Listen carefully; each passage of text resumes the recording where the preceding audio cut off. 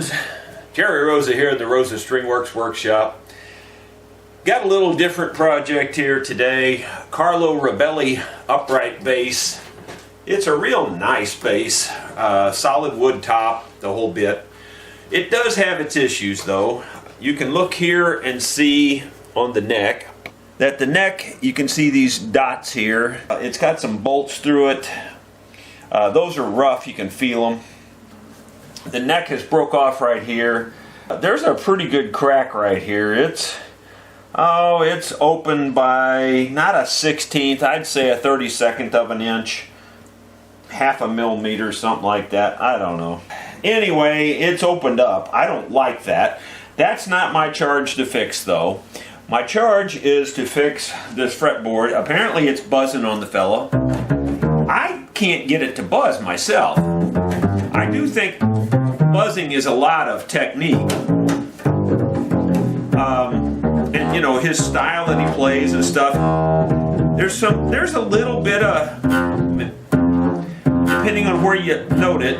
If I pull it over here, like right there, I'm buzzing off of those buttons. It just depends maybe how he plays it and where he pulls his strings to and stuff.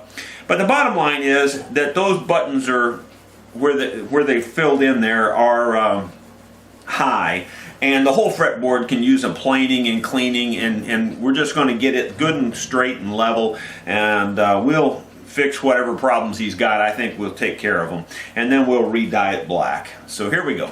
Alright, now that we've got the strings off, I think you can see the discoloration there for one thing, and also there's some pretty deep grooves in this. You can feel them across there. So there's a lot of grooving going on. There's these bumps. So I think we can take care of all of that with a scraper.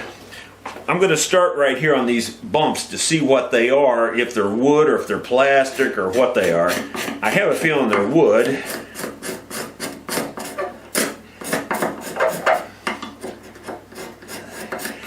Unfortunately, they're wood, but they're ingrain.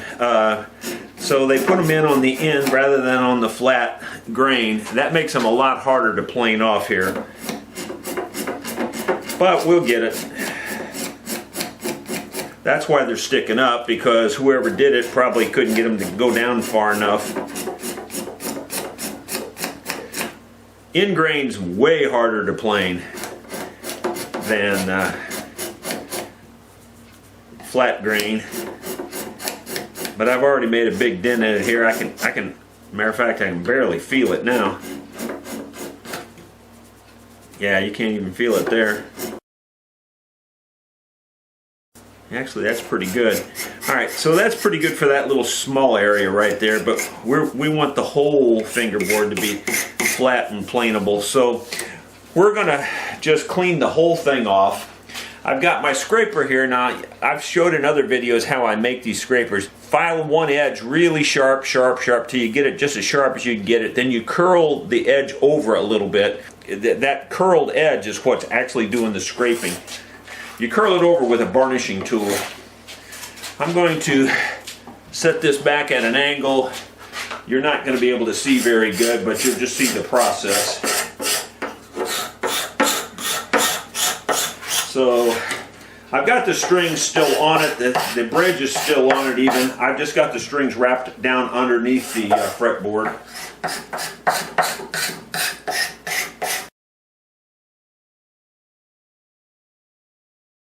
There's a pretty good groove bore in there, so basically I've got to plane the whole fretboard down, and boy, there's a deep groove right here. Got to plane the whole thing down till we get down to that level of those grooves.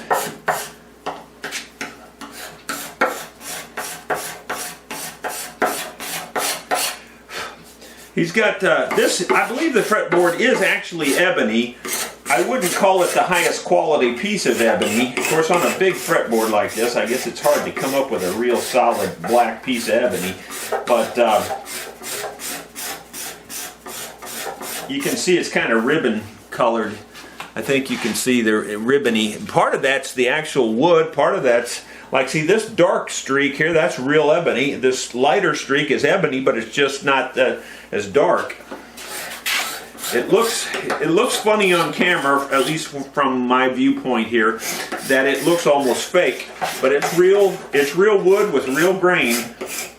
I'll try to give you a close-up as we make it look better. He definitely needed this. Whether it's buzzing or not, he needed this because it's really unlevel.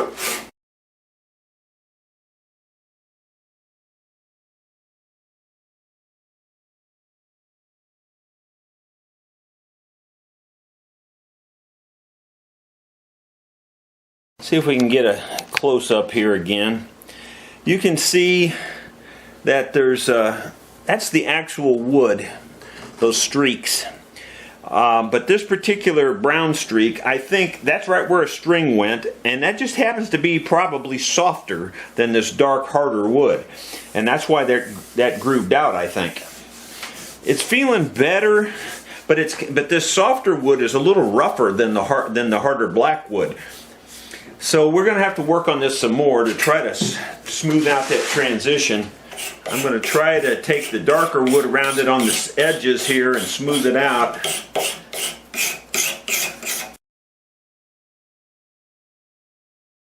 Still kind of funny feeling right in there. That end grain is very hard to plane smooth. What I'm going to do now, just more for just to kind of level things out, is I'm going to take some sandpaper to it, some 220 with a block, and I'm going to go up and down it and try to see if, then that way after I get it real smooth I can feel the deformities and I can even see them better when I'm looking down the fretboard. Alright, we've got 220 on here. This is that sandpaper that doesn't load up from Lowe's. It's good stuff. I am going to just work this up and down everywhere and just try to get rid of the roughness, because it's really rough feeling actually. I want to make sure that this area here is completely smooth. I don't want to feel that at all. And right now I can feel it in the sandpaper as I go across it. I realized I didn't show you the button part there that I was sanding on. It's hard to keep the camera in on something as big as this. I'm sorry, but I just got to do the work. I can't worry about the camera as much. But I was even sanding across these buttons because you got to sand that end grain. You got to catch it from a couple different directions to get it to go down as fast as the rest of it.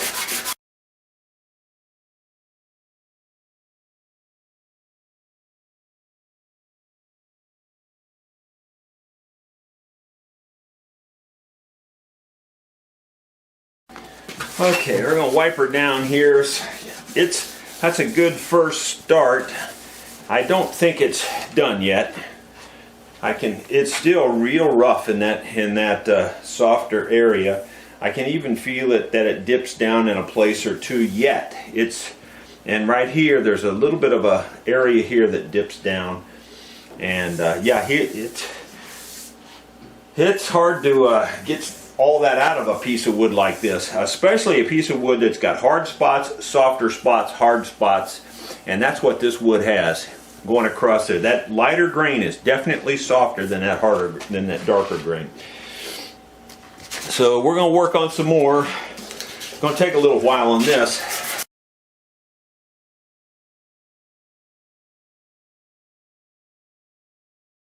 I can hear you guys through the camera saying, take a cordless sander to that. This is a cordless sander. I can tell you for sure, this is going to take some work. These grooves are pretty deep, and they're in that soft wood, and all that hardwood, getting that down that low is pretty tough. I'll probably have to go sharpen my scraper, go back to the scraper and work on it, but then sand it some more. I'm sharpening this scraper. What I did first, this side here is where the curl came over to. So I took that curl off with this diamond stone first, and this is a fine diamond stone. And then I worked on the edge to cut the edge down thin again with the diamond stone. But in my opinion, even though this is fine, it's rough. I go back to my old standard, the whetstone, and this is a fine whetstone here. And I like the oil on there rather than water, and I like to pull it towards me at a low angle, because we're wanting a very thin edge on this that we can curl over. You know, I just keep pulling it towards me like this, rotating the edge right on that thin edge at a low angle. I can tell that I'm on that angle when you see the black oil and the grit coming right over that leading edge. So anyway, I do that a long time actually. Try to get it just as sharp as I can get it.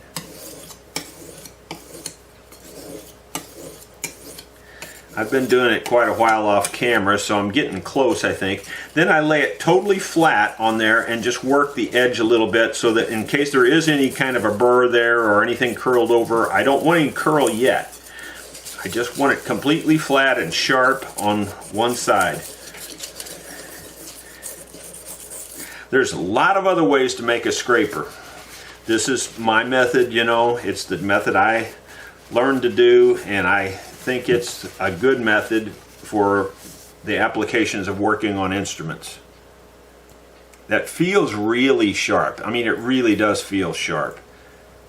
But I would like to see it cut a little hair. It doesn't seem to be cutting hair yet. I really like to see it cutting hair before I go to the leather.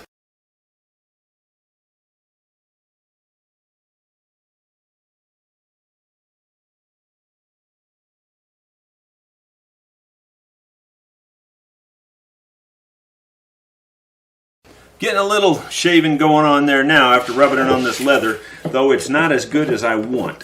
So I'm going to work on it some more here on the leather.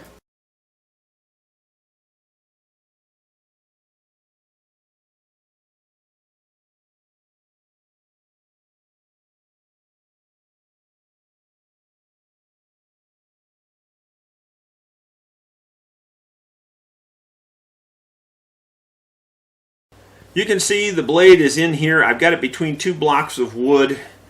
I'm going to, this side here away from you is the beveled side. This side is the flat side. And I'm going to work from the beveled side toward the flat side to bend that edge over.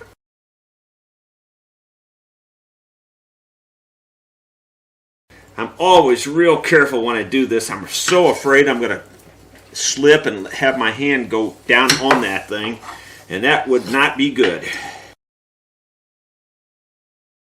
Good curled edge on that now. I doubt you'll be able to see that, but it's curled up, and it definitely is. It'll be sharp. Okay, now that I've got this scraper really sharp, I'm going to go back over this a little bit more, especially in these rough areas, and work on the hardwood around it. Boy, you can just see it just curls it right off there now. It's really sharp. That's really a lot better.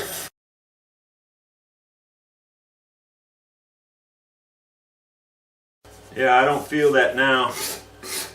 You have to blend it in from a long ways off, though. You can't just do it in one spot.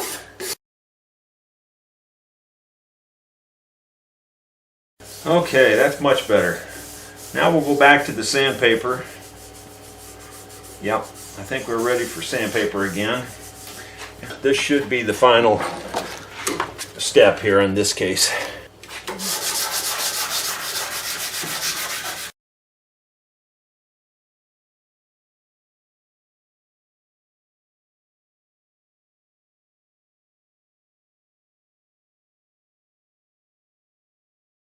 Yeah, that's looking real nice now. It's slick. You can still see the bumps there. You can see them, but they actually look pretty good in the natural form here. A little bit of a roughness right there. That feels really good. I think I might take 400 over at one time real quick. That just makes it really slick. Okay, so here's the 400. We'll go over it one more time, but not really a lot, just enough to just to smooth it out just a little bit more. It'll really be slick after the 400.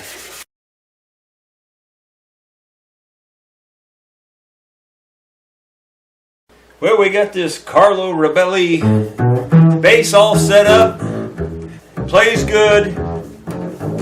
I don't hear any buzzing at all. You cannot feel that those two dots there at all now. All that roughness is gone out of here. The customer opted to leave it the natural color rather than dye it black, which I think was the right decision. I did go ahead and oil it with linseed oil, and that darkened it up even, and it's almost black anyway. What's weird is that the strings cover up those light colored lines. There's a line right there, and the string covers it up. So you can't hardly see it anyway, but it's really nice. It's really smooth. It looks really pretty now. I think it's in perfect shape. We're just delivering a little bass. We have to go down the railroad tracks because, as you can see, the road is all flooded. We're flooded in again. So this is just kind of a little extra. When you come to Rosa String Works, you might have to actually drive down the railroad tracks to get your instrument. Hope you enjoyed it.